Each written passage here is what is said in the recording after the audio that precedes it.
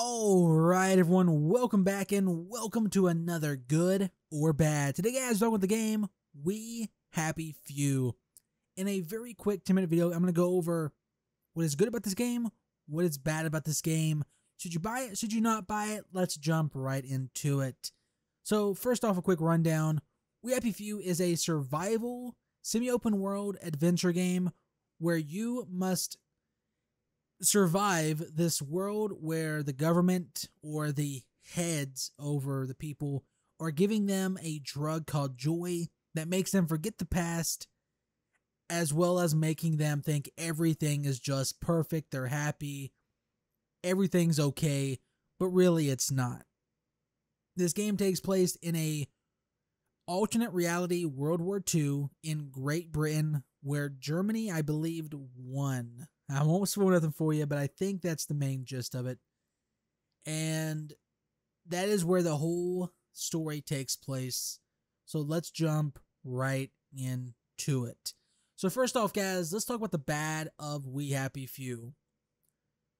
The first thing that I don't like about the game is the bugs, alright? I'm going to go alternate a little bit. I'm going to do different this time.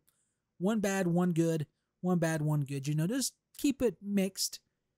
So first thing, the bugs in this game. There are a few bugs. This whole game is procedurally generated, meaning every time you press play, it's going to be a different experience, meaning the buildings will not be in the same area. The map is going to have a different layout, which is awesome. But for a game like this, it's pretty difficult. And for any developer, there's going to be bugs. And of course, there are some bugs.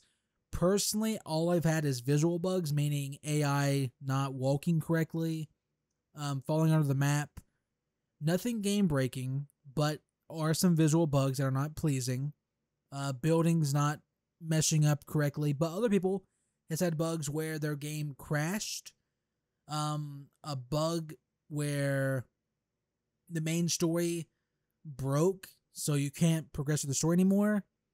Side quests bugged out where you get locked inside of buildings, stuff like that. I never experienced it, but other people did, just to keep you updated on that. That's the first bad thing about We Happy Few, is the bugs. It's a little annoying, but hey, what can you do? Just gotta wait till they fix it. Now let's talk about a good thing, and that is the main story and the side quest. The side quest and the story are some of the most unique things that I've seen in years. They are on par with Fallout and Witcher 3 level status side quest. And the main story is so unique. I am still shocked that it is this unique for a game like it is. I was not expecting this in any way possible. When I saw this game, I was like, okay, I'm going to get some hours out of it, have some fun with it, but not to this degree. If you ask the question, is there anything in this game that will say, will you remember this in 3 to 5 years? I can now say 100% yes. This game, there will be things in it you will remember, just like BioShock, just like Fallout, just like other very memorable games throughout the last decade. It is insane what they have done in the side quest area of this game and the main story. It is awesome. I won't spoil nothing for you, but they are so unique, so entertaining, it's so fun. It is awesome, guys. That's all I can really say. I was surprised. From a personal note, I was really surprised how well they were. So story, guys, awesome, unique, entertaining, engaging. You're going to enjoy the story and really enjoy the side quests because they are just insane. Moving to the next bad thing, because that was the good thing. The next bad thing is the themes. Now, what I mean by themes is variants. So this game being procedurally generated, meaning every time you press play, the world will randomly generate, is not the best thing. So there are 3 main themes in this game. First one being open fields, open grassy fields, trees, random bombs in the world, because this is a World War II retro style game or not alternate style game. That's the first theme. The second theme is ruined villages, poor side of town, stuff like that. And the third theme is the normal cities, streets, updated stuff like a normal town. That is it. Those are the three themes of this game from the variants that are used in the procedurally generated world. That's not really that good, because once you get past the fields in the first area, moving on to the villages and towns of really poor district, and go into the upper class, not the upper class, but like the normal city, that is it. There is nothing else. So the variance does become annoying. Not really annoying, but this becomes old because you're seeing the same thing over and over and over again. But at least, all right, I will say this, at least every zone you go into has unique side quests, unique buildings, unique characters, unique NPCs that makes it worth it to play through it. The setting, the variants, the buildings might look the same in most cases, but the uniqueness in each one of the areas are good, so that gives it an upside to the downside. Moving on to the next good thing about this game, the gameplay loop. This game is really not focused on the game, like the combat. There is no ranged combat. All the ammo was taken away, so it's only melee and some grenades. It is not focused on it in any way. It's fun. You can still do it, but the main core of this game is stealth, looting, crafting, silent takedowns, and exploring the world through a stealth view. And what I mean by that is pretty entertaining and pretty cool what they did. Most games are just combat oriented only, which I don't, it's cool, but games like this you don't need to be. This game wants you to move through the world, hiding yourself, knocking people out, breaking into houses, stealing everything in it, crafting new clothes that can help you move from area to area, like craft worker clothes to get into work zones, or craft helmets that make you disguise as someone more happy. That stuff is really cool. And it makes the gameplay loop fun because you're wanting to try to get to this new house. You're going to try to get to the next zone, the new area, get past the bobbies, which are cops, get past the drone. So that area, that side of the things is really fun and enjoyable. It's not just focused on combat, which you can't do in this game. You can go around swinging your gun, or not your gun, I mean your weapon. You can go around swinging that like crazy, killing everything. Or you can do it the normal way that the game is kind of designed to do, which is stealth and using what's around you to gain an advantage, which is, I like that quite a bit. So that's the next good thing about this game. The next bad thing, guys, is really the size of the game.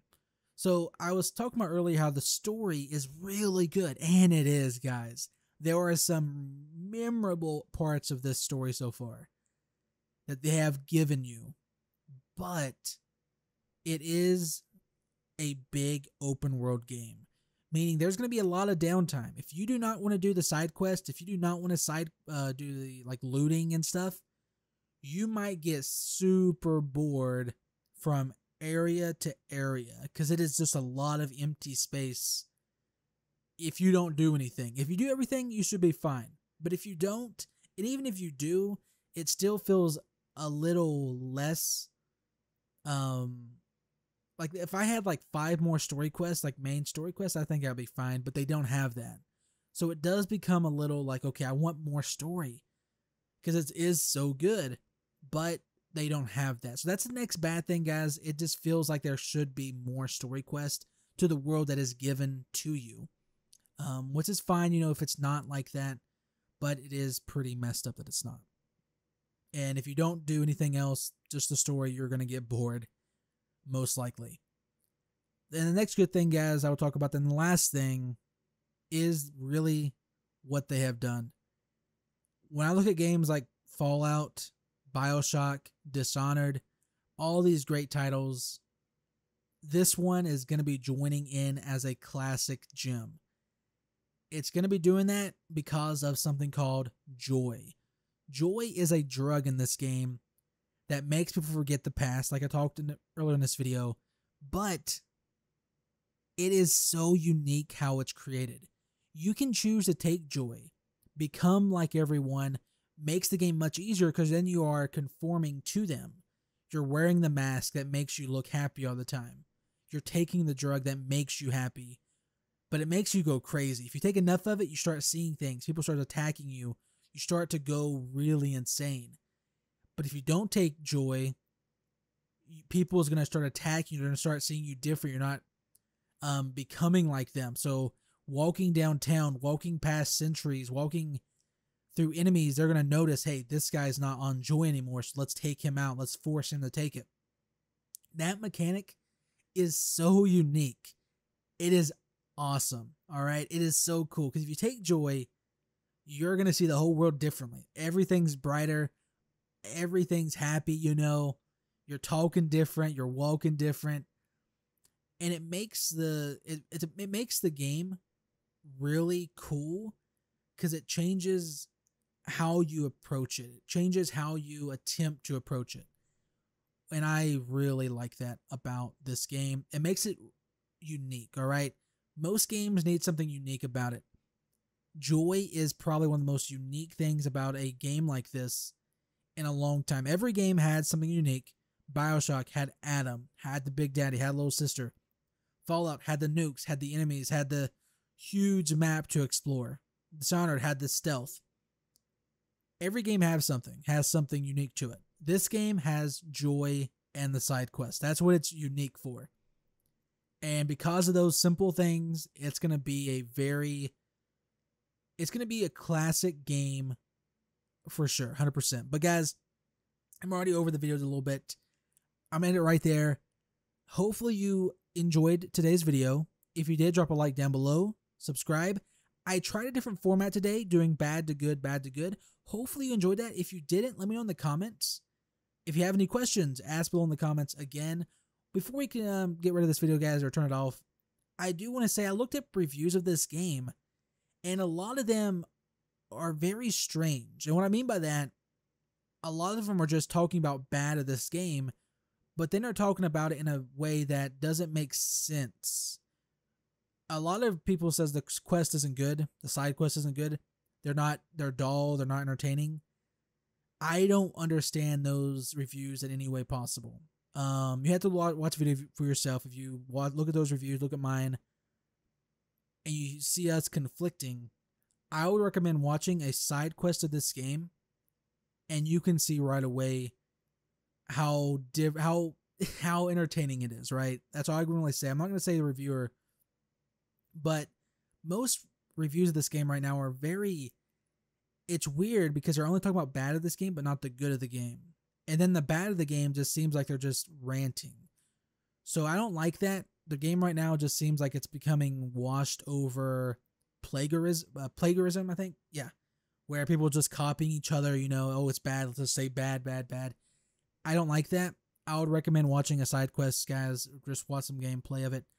I would give this game an 8 out of 10. Very enjoyable.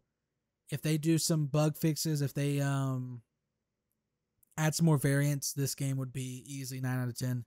It's fun. You can get 80 hours out of this game, or 100 hours. There's 3 characters, different quests, different abilities, skill trees, all that good stuff. But guys, let me know in the comments. Have any questions, ask below. I'm sorry for keeping you longer than I should be, but sometimes you just got to say an extra few things. But as always, this has been 2x2. And as always, why do I say that again? I don't know. But guys, this has been 2x2. I'll see ya next time.